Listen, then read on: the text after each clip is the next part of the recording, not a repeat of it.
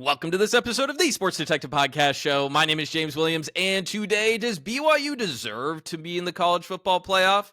What are we talking about? Well, as you guys know, on Tuesday night, the College Football Playoff Committee projected BYU to be the first team to be cut from the College Football Playoff. They have them ranked at number 11 currently, and right now it's looking like if you want to get in at an at-large bid, you're going to have to be a top 10 team. So right now, it looks like with the other matchups that we have this weekend, basically the only way for BYU to make the College Football Playoff is to win out. And a lot of people have been talking about the injustice of the playoff committee, where the playoff committee has went wrong, which are things that happen every single year.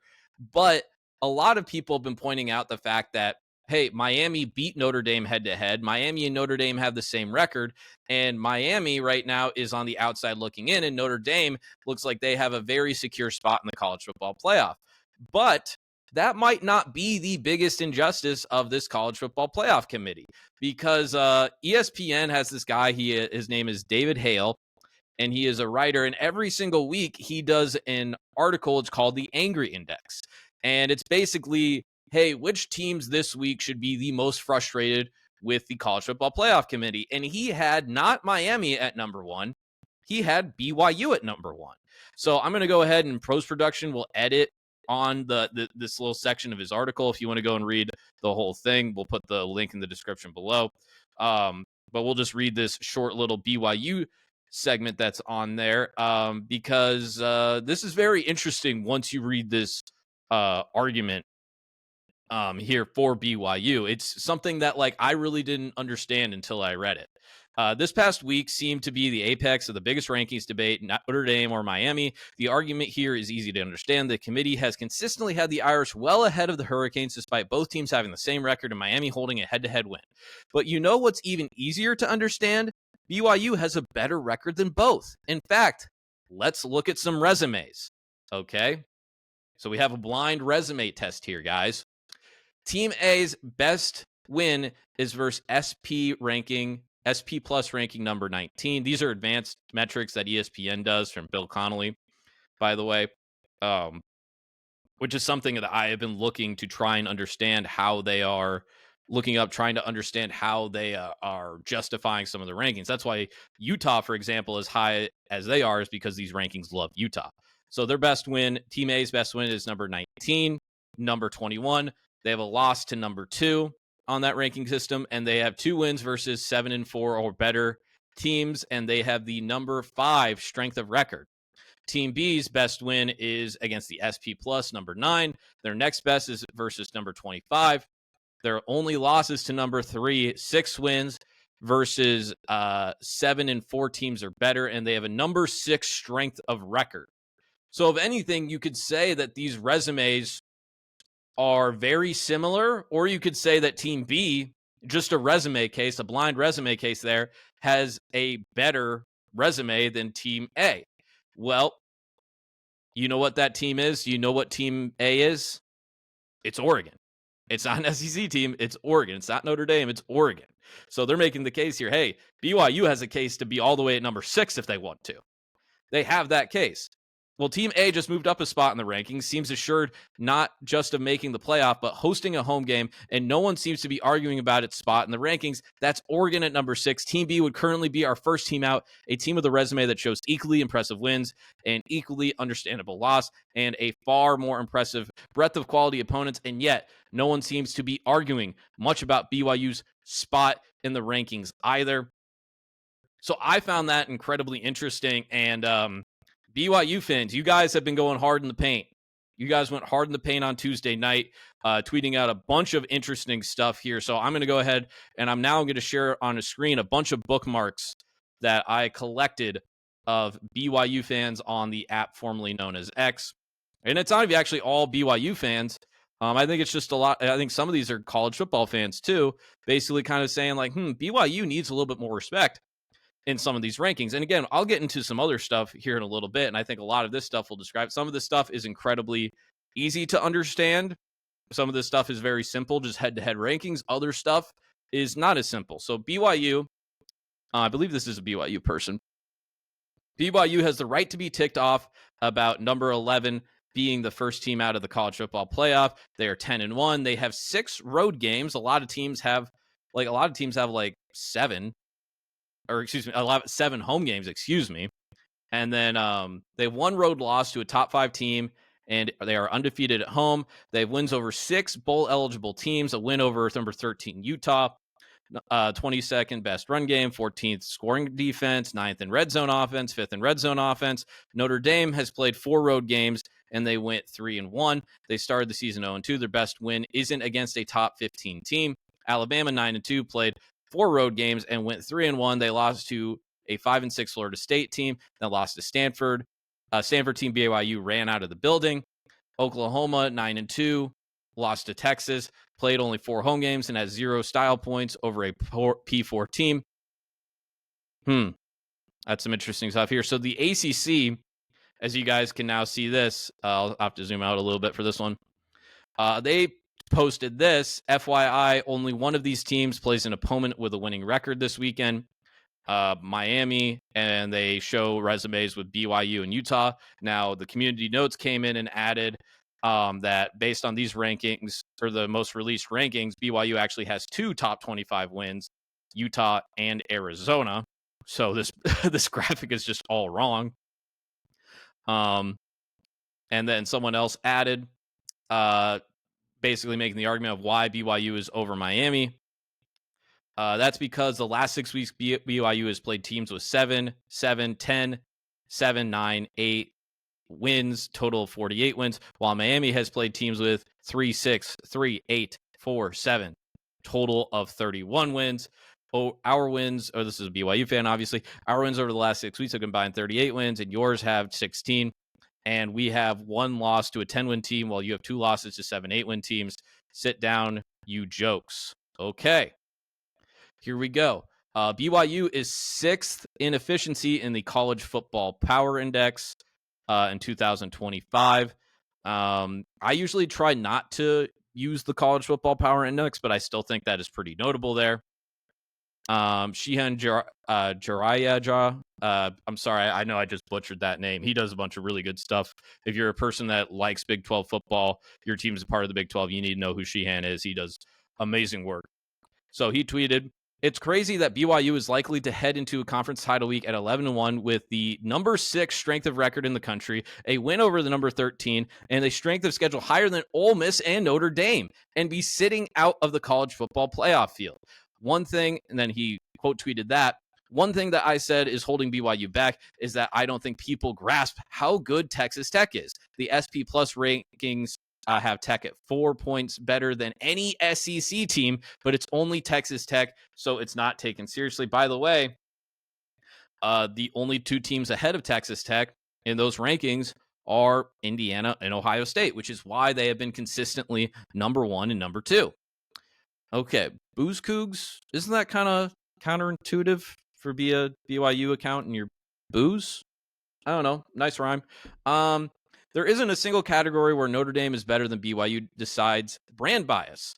BYU, strength of record, as we just said, 6, strength of schedule, 28, rank of best win, 13, rank of worst loss, 5, number of losses, 1, Notre Dame, strength of record, 12, strength of schedule, 34, best win, 17, worst loss, 12, number of losses, 2. Okay, and you can see there's an AI picture of a leprechaun crying. I believe this is the last one we had. I mean, I could have had like 30 more, but I think you guys get the point on all this stuff. So this one's not even a BYU account, but they're doing head-to-head rankings here of Oregon, or just resumes here of Oregon, Ole Miss, and BYU. So Oregon's 10-1, they're number 6. They're 1-1 versus ranked opponents, 4 wins over bowl eligible teams, lost to number 2 Indiana at home. Ole Miss 10-1, number 7, 2-1 versus ranked opponents, 3 wins over bowl eligible teams, lost to number 4 Georgia on the road. BYU 10-1, same record, 2-1 versus ranked opponents. Okay, 6 wins over bowl eligible teams, and they lost to Texas Tech on the road. So basically, they're saying against ranked opponents, similar records to these guys. Their losses are also to top 5 teams. Why are they ranked respectively 4 and 5 spots lower than these 2 teams? And this count here thinks that they should be at the bare minimum number 8. Now, that was obviously the pro BYU argument, the pro resume of BYU argument to make the college football playoff. And the thing is here, I could sit here for the next hour and I could be going through posts from Ole Miss fans about their argument to make it in, Alabama's argument to make it in, Miami's argument to make it in, Oklahoma's argument to make it in, Notre Dame's argument to make it in, Utah's argument to make it in. And the fact of the matter is, I actually think all of these teams deserve a spot to make the playoff this year. I think all of them have played well enough to deserve a playoff spot. And another little data point that I wanted to share with you guys here is Lane Kiffin has said, he said this last year, and I think Lane Kiffin said this last year because I'm pretty sure people at Ole Miss were telling him that, like, hey, Vegas said that you guys were better than like 7 of the teams in the playoff, bro. They said there you were better than 7 of the teams in the playoff.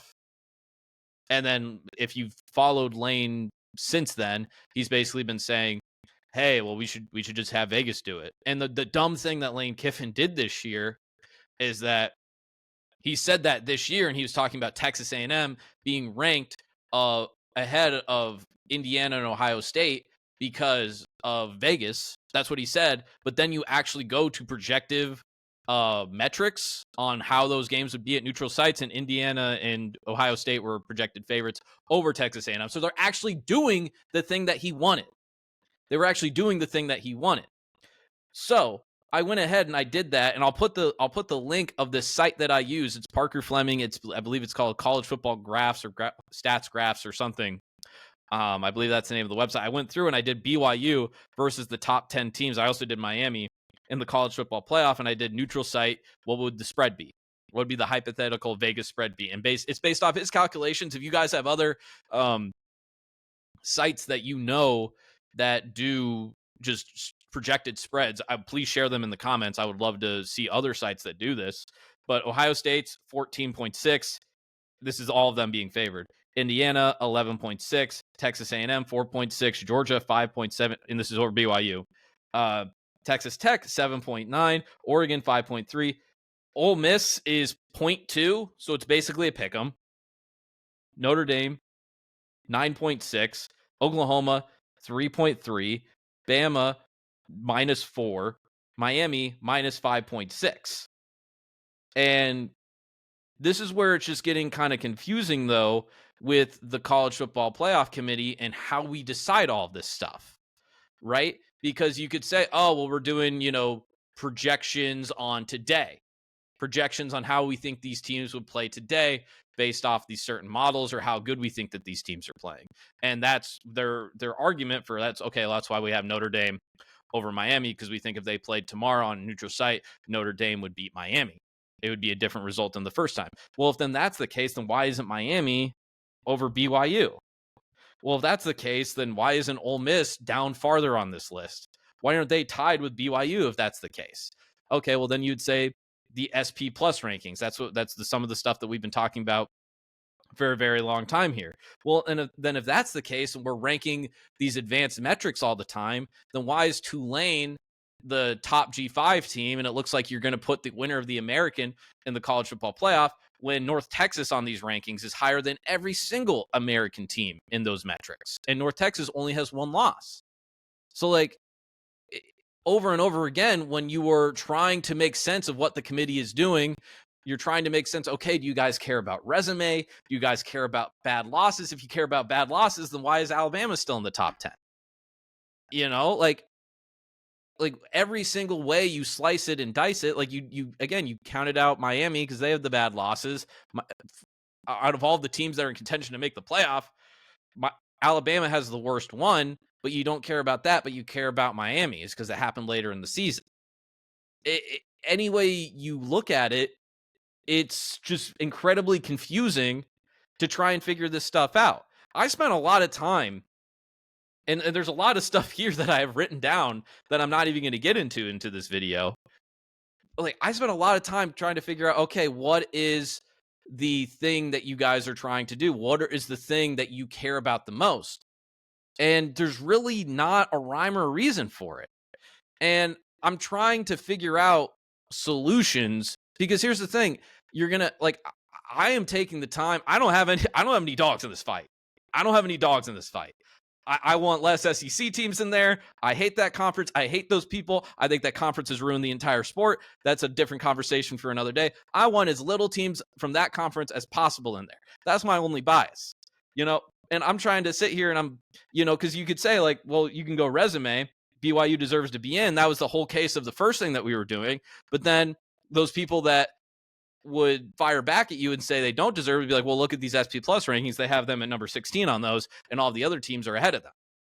So it's like no one knows how they are doing this. And I think that's the thing that's the most frustrating to all college football fans. Okay, are we doing a thing where it's strength of record plus strength of schedule? Are we doing a thing where it's like a resume? Are we doing a thing where it's these advanced metrics? They say it's a mix of all of this stuff, but again, there's contradictions every which way to Sunday up and down these rankings. And that's why a lot of people are saying this stuff's rigged. They're putting certain teams into these rankings. They're putting guys at the last 5, 8 spots to justify what they're doing in the top 10 to 12. Like, it's an impossible job, and solutions to fix it. I mean, you can limit the amount of teams in conference to make it. I think we should have done that the second we decided to make a college football playoff. That ain't happening. We could get into a college football world where basically we put everyone in divisions and then we sort it out with the teams in the divisions and then they make it. And then maybe we have a few at-larges in the divisions too. Well, we're probably decades away from that happening because the teams that are at the top of the sport now don't want to forfeit that power and then secede it to have it basically be some sort of like a socialist college football utopia. They don't want to do that because they want to have all the power. Really, I don't have any solutions.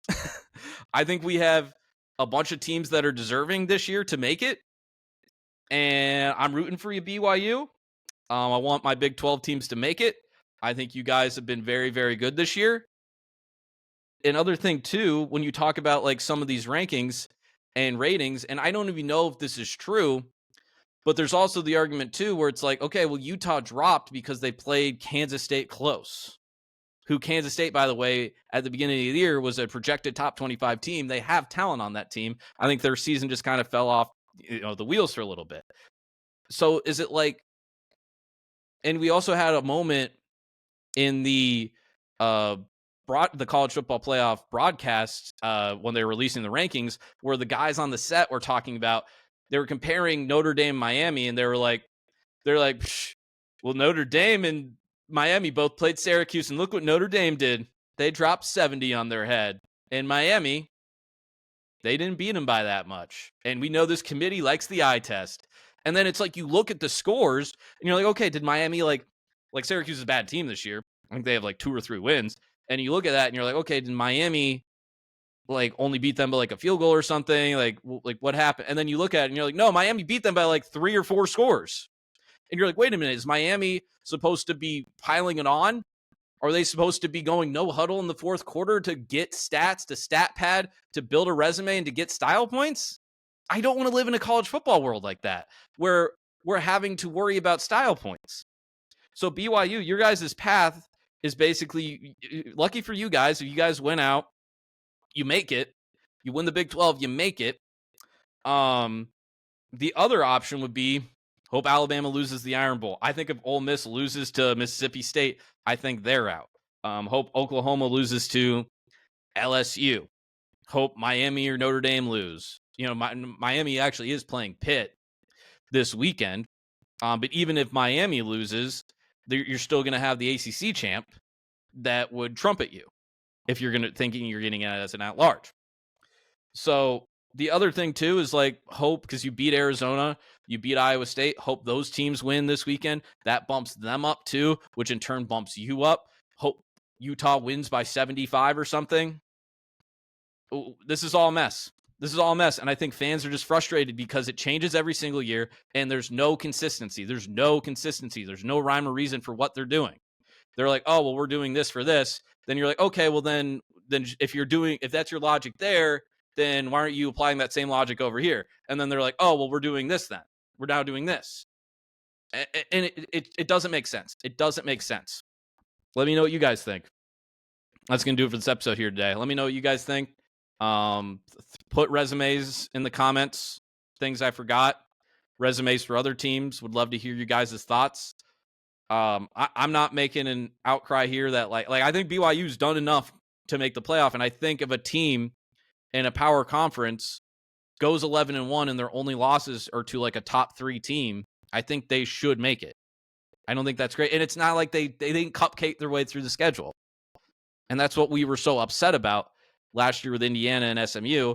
And by the way, we knew before the year that those teams were going to have cupcake schedules. We knew that. BYU's played a lot of good teams. They played a lot of teams that have won games. So I think they deserve a spot. Over who? I hate Bama. I hate Bama. But then at Bama, their resume, it's like, okay, they have the best win on the board. So do we care about the best win? Do we care about losses? I don't know. So let me know your guys' thoughts. That's going to do it. I'm going to get out of here because I could talk about this for hours, and it's going to make my brain melt if I keep talking more about it. Please hit like if you like this video. Make sure you subscribe if you haven't done so already. It's the number one way to help support this show. Costs you absolutely $0. We're going to be talking college football this entire Thanksgiving weekend. I don't know if I'll be doing anything Thanksgiving for videos, but Friday, Saturday, Sunday, I plan to be posting stuff. Not just college, maybe doing some NFL stuff here too. So if you like this video, help me out, subscribe. Again, comment, resumes, arguments for your college football team to make it. Would love to hear you guys' thoughts. And thank you for watching. We'll talk to you next time.